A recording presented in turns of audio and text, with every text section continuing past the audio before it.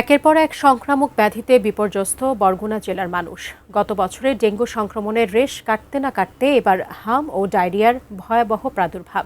জলবায়ু পরিবর্তনের কারণে উপকূলীয় জেলাটিতে রোগবালাইয়ের সংক্রমণ বাড়ছে বলে মনে করছেন স্বাস্থ্য সংশ্লিষ্টরা। বরগুনা প্রতিনিধির তথ্য ছবিতে ডেস্ক রিপোর্ট। ডেঙ্গুর হটস্পটের পর এবার হামের ভয়াবহ সংক্রমণে দিশেহারা উপকূলীয় জেলাটির মানুষ। পাশাপাশি বাড়ছে ডায়রিয়া। মারাত্মক স্বাস্থ্য ঝুঁকিতে বরগুনাবাসী। হাম ও হামের উপসর্গ নিয়ে বরগুনা জেনারেল হাসপাতালে প্রতিদিনই বাড়ছে নবজাতক সহ শিশু রোগীর সংখ্যা। ডায়রিয়ার ওয়ার্ডেও ধারণ ক্ষমতার চেয়ে কয়েক গুণ বেশি রোগী ভর্তি। গোটা গোটা করছে হাম, তবে ভর্তি হয়েছে এই জায়গায়। কালকে ডাক্তার দেখাইছে, আজকে তো দেখাইতেই পারি না। নার্সরা একটু গাফলাতি করে, আপনার যেমন রোগীর কাছে একটু বসবে, মানে সিরিঞ্জটা সুইচটা একটু ভালো মতন দেবে। হাসপাতালের তথ্য, এ পর্যন্ত বরগুনার বিভিন্ন হাসপাতালে হামের উপসর্গ নিয়ে ২,০০০-এরও বেশি রোগী ভর্তি হয়েছে। মারা গেছে ৫ শিশু। গত বছর বরগুনায় ডেঙ্গুতে আক্রান্ত হয়েছিল ১০,০০০-এর বেশি মানুষ।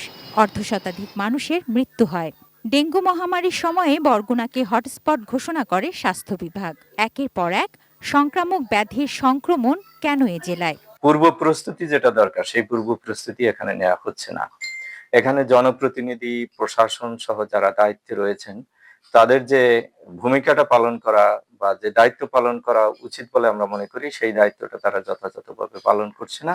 আমরা নিজেরাই সচেতন না হওয়ার কারণেও এই মহামারী আমাদেরকে চেপে ধরছে।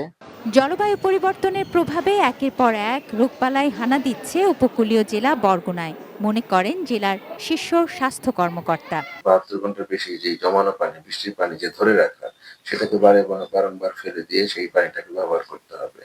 মশার যে ব্রিডিং প্লেস গুলো আছে, সেইগুলোকে নিজের আঙ্গিনা সহ আশেপাশের আঙ্গিনাগুলোকে আমাকে পরিষ্কার করতে হবে। তুনাজিনা তনু, ডেস্ক রিপোর্ট, এটিএন নিউজ।